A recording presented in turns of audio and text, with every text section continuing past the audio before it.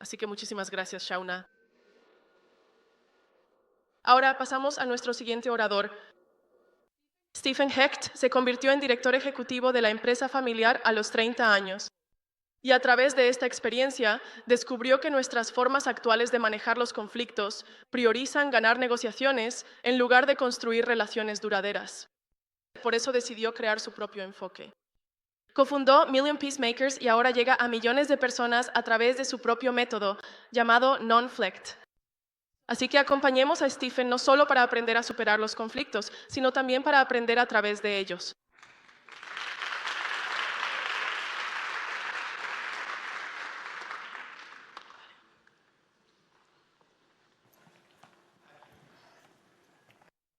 Imagina por un momento que la forma en que manejas los conflictos puede moldear toda tu vida, ya sea acercando a las personas a ti o alejándolas, llenándote de una profunda paz o dejándote con un dolor persistente. Durante gran parte de mi vida, mi manera de manejar los conflictos era negociar para ganar. Me convertí en un estudiante de la negociación. El arte de la guerra era mi libro favorito. Pero descubrí que estaba ganando batallas y perdiendo relaciones. 2 matrimonios fallidos, tensiones familiares, huelgas en el trabajo. Pronto me di cuenta de que si no rediseñaba la forma en que manejaba los conflictos, me quedaría solo, con una larga lista de victorias, pero no mucho más.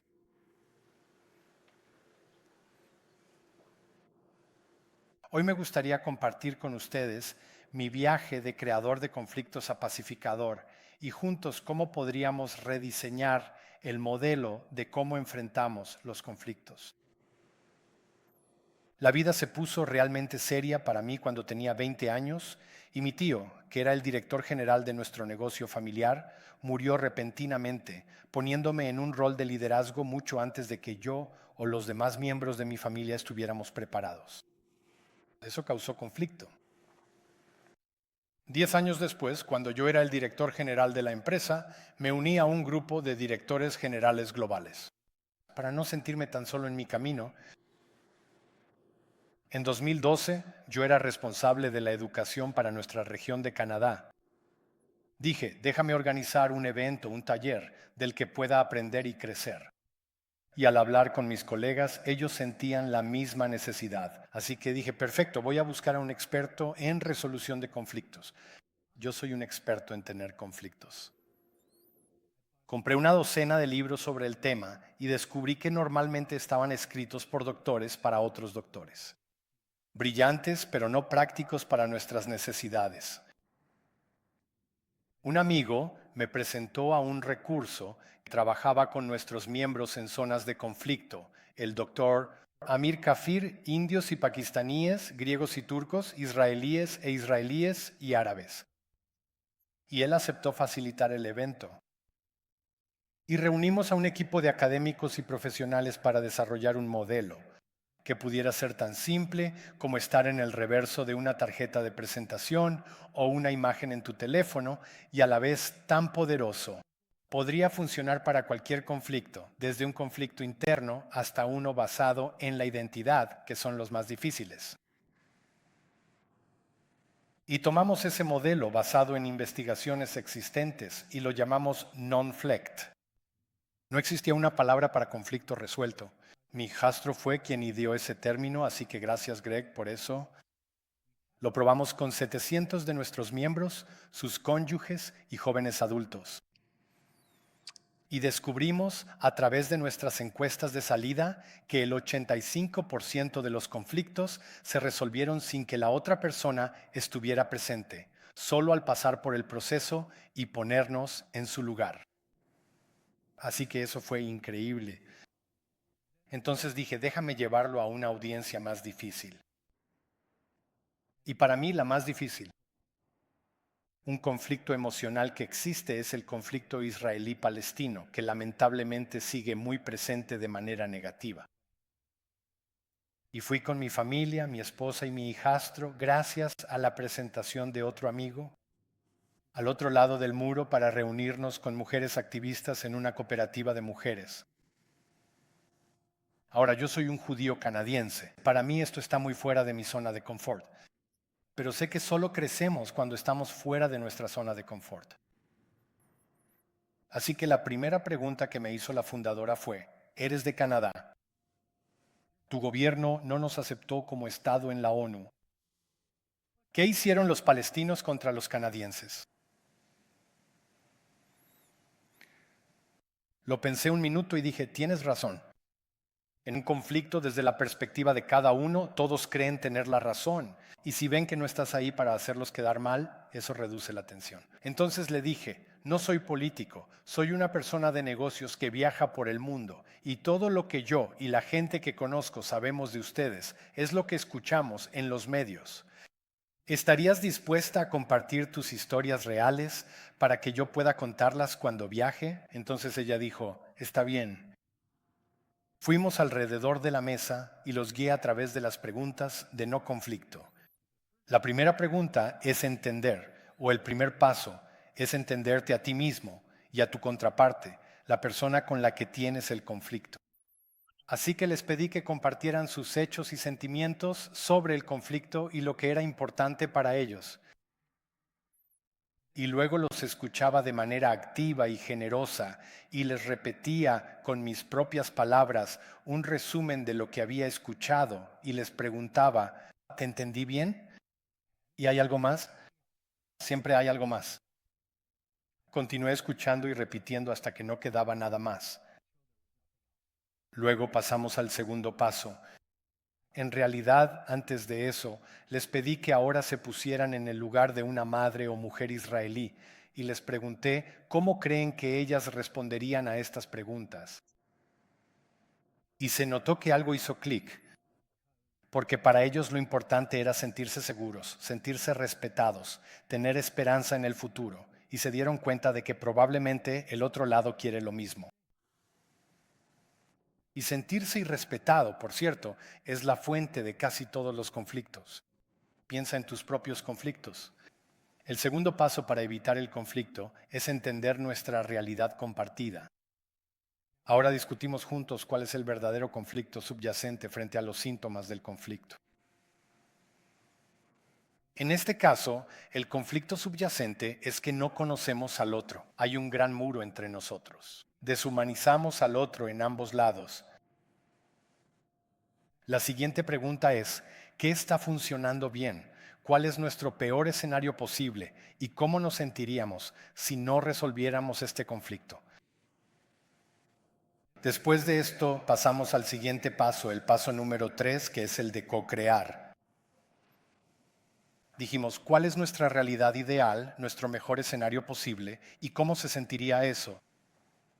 Si la paz es nuestra realidad ideal, ¿cómo se vería eso? Luego, ¿cuáles son los obstáculos para alcanzar nuestra realidad ideal? Y de los obstáculos que podemos controlar o influir, ¿qué podríamos hacer para superarlos? Seguido de un plan de acción.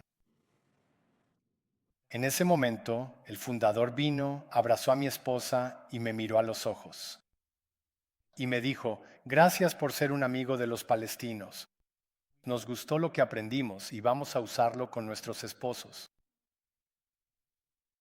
Pero más importante, estamos preparadas para reunirnos con 15 madres judías israelíes. Y si pudieras juntar a Obama, Netanyahu y un autobús en una sala, nosotras no los dejaríamos salir sin acuerdo.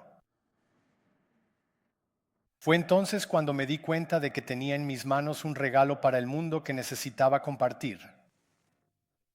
Si ellas estaban dispuestas a correr el riesgo de ser acusadas de colaborar con el enemigo por el bien de la libertad y la paz, lo mínimo que podía hacer era todo lo que estuviera en mi poder para difundir esta herramienta que ahora veo que funciona. Así que dejé mi carrera en bienes raíces, con el apoyo de mi esposa y mi familia, para iniciar un movimiento.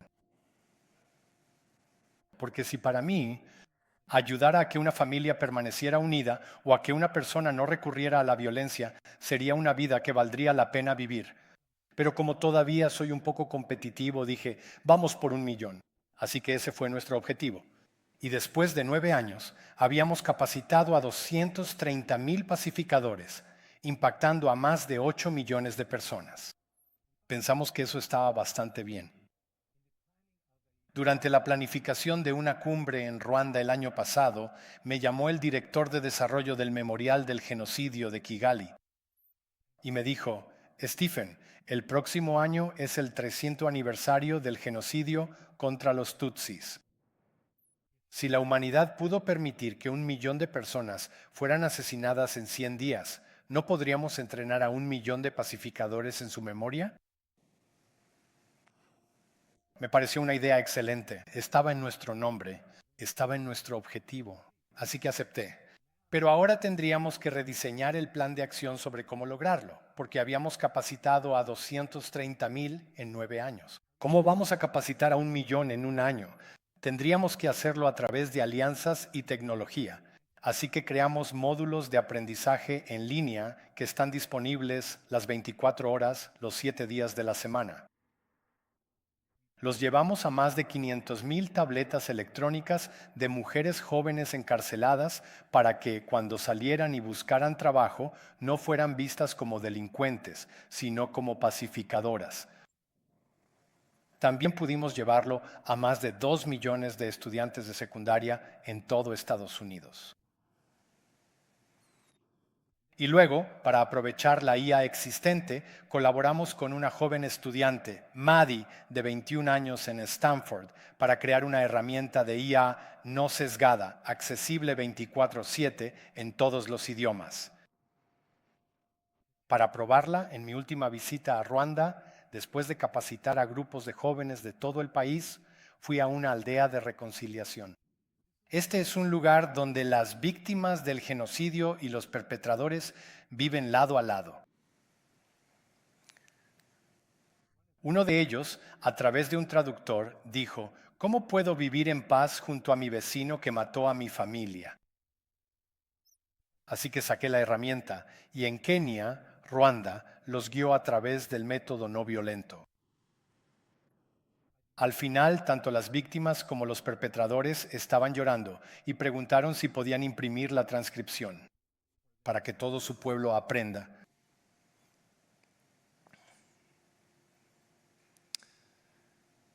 Aprendimos, ahora que teníamos 2,5 millones, qué sigue, y nos enteramos de que hay investigaciones realizadas por el doctor Erika Chen con Harvard. Ese 3,5%, solo el 3,5% de una población que trabaja por la paz, sería una fuerza imparable por la paz. Solo el 3,5%. Si calculamos la población del mundo, son 250 millones. Así que ese se convirtió en nuestro nuevo objetivo, capacitar a 250 millones de jóvenes como pacificadores. ¿Por qué jóvenes? Porque ustedes tienen más en juego en cómo resolvemos los conflictos, para bien o para mal. Porque por definición, ustedes van a estar aquí más tiempo que nosotros. Ahora ya han escuchado mi camino hacia la paz. Solía pensar que el conflicto era algo que había que ganar. Me tomó demasiado tiempo rediseñar mi forma de enfrentar los conflictos y eso tuvo un gran costo. El regalo de la paz comienza en el interior, al comprenderte a ti mismo y a tu pareja, al entender la realidad que comparten y co-crear un futuro mejor, una realidad ideal y mejorada. Habrá obstáculos en el camino para lograrlo. Demasiada gente en el mundo intenta forzarnos a pensar de manera tribalista. Mi tribu contra tu tribu.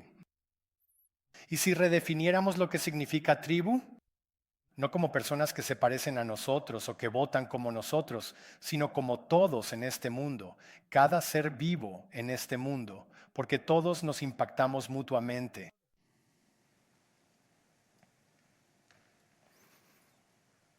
Imagina si abrazáramos el conflicto, no como algo negativo, sino como una oportunidad para crecer. Y lo abordamos con curiosidad y tal vez incluso con no conflicto.